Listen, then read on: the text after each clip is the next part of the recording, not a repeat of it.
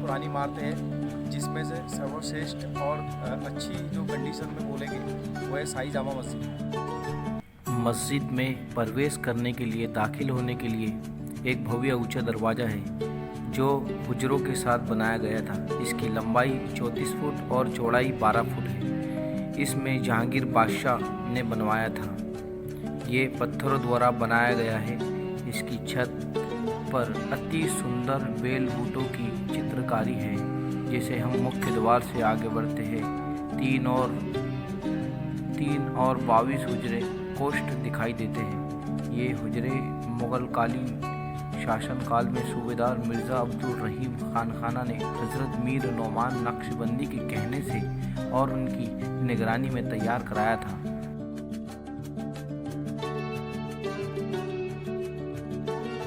जैसे ही हम अंदर की ओर जाते हैं तो हमें 2 विशाल हौज दिखेंगे। जी हाँ, मस्जिद के उत्तर और दक्षिण में 2 विशाल हौज हैं जो 30 गुना 30 फुट के हैं। एक हौज मस्जिद के निर्माता आदिल शाह फारूकी ने बनाया था और दूसरा हौज जहांगीर के शासनकाल में अब्दुल रहीम खानखाना ने बनवाया था। इन हौजों में जो लालबाग से खूनी भंडारा बना है, वहीं से जामा मस्जिद तक भूमिगत पक्की नालियों द्वारा जल पहुंचाया गया था। अब ये व्यवस्था समाप्त हो गई है। अब इन हौजों में नलों द्वारा पानी भरा जाता है।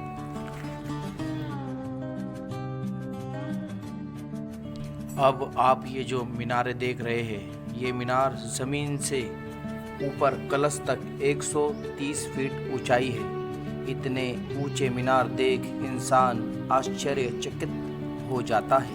मीनार के ऊपर जाने के लिए चक्करदार सीढ़ियां हैं। इन मीनारों पर चढ़कर शहर का दृश्य अधिक आकर्षक दिखाई देता है। दूर दूर तक गांव साफ नजर आते हैं। इसके मीनार दिल्ली की जामा मस्जिद के मीनारों से ऊंचे हैं। इन मीनारों को देखकर ऐसा प्रतीत होता है जैसे दुआ में उठे हुए 2 हाथ हो। दोस्तों, अब हम जिस संस्कृत श्लोक के बारे में बात की गई थी, हम उसी की ओर जा रहे हैं। और ये संस्कृत भाषा प्राचीन देवनागरी लिपि में खुदा है। ये 6 लाइन में है। इसमें कुरान की आयतें और हदीस पाक का अनुवाद है।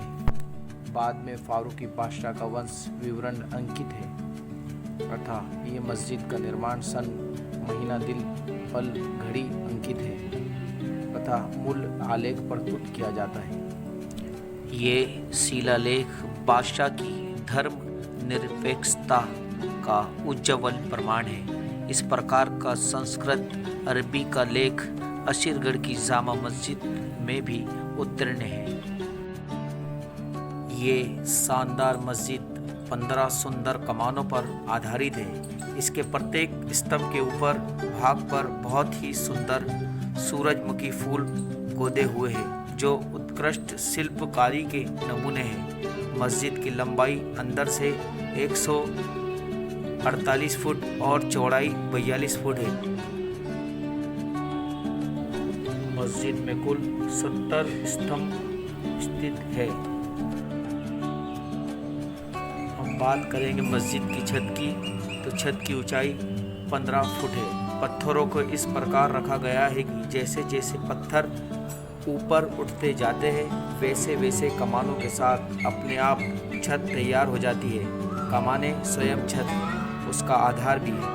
बनावट की दृष्टि से इस प्रकार की छत संपूर्ण भारत में कहीं भी देखने को नहीं मिलती है।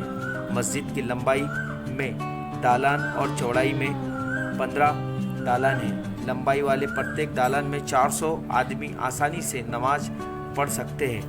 हर दालान में सिरे पर उज्ज्वलदान बनाई गई है। दीवार की मोटाई की बात करें तो इस दीवार की मोटाई 5 फुट चौड़ी है। दीवारों के ऊपर चारों ओर पत्थर के सुंदर कंगूरे दे गए हैं। बाहर की ओर मस्जिद की दीवार 25 फीट लंबी है और दीवार पर छोटे छोटे मेहराब नुमा चिरागदान बनाए गए हैं। मस्जिद के अंदर पश्चिम दिशा की दीवार पर 15 मेहराबें हैं। हर एक मेहराब पर अत्यंत ही सुंदर नक्काशी खोदी गई है। मध्य भाग की कमान पर जो शिल्प कला प्रदर्शित की गई है वो आश्चर्यचकित है।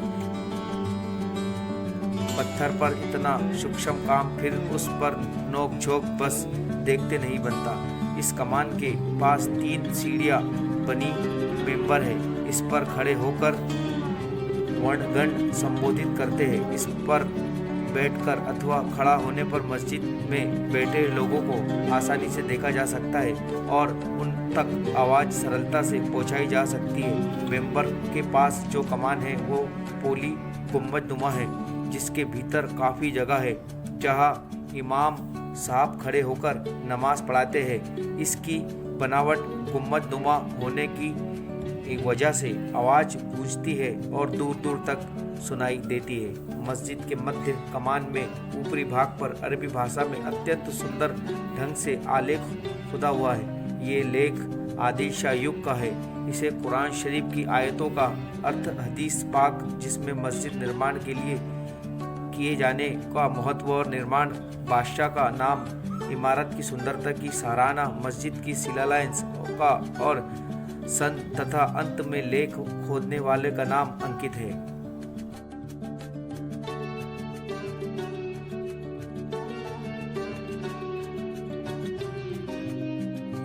दोस्तों, जिस पत्थर से ये मस्जिद बनी है उस पत्थर का नाम है संगे खारा।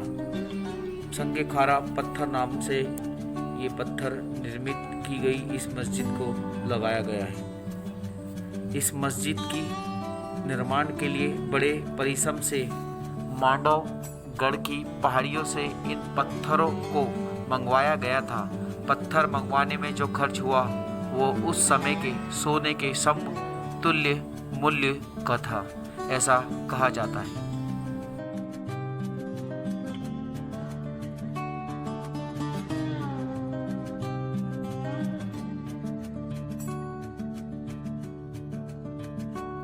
दोस्तों, ये मेरी पहली वीडियो है। अगर ये वीडियो आपको अच्छी लगती है तो उसको लाइक ज़रूर करना, और उससे भी ज़्यादा अच्छी लगती है तो इसको मेरे चैनल को सब्सक्राइब करना और अपने दोस्तों में भी शेयर करना।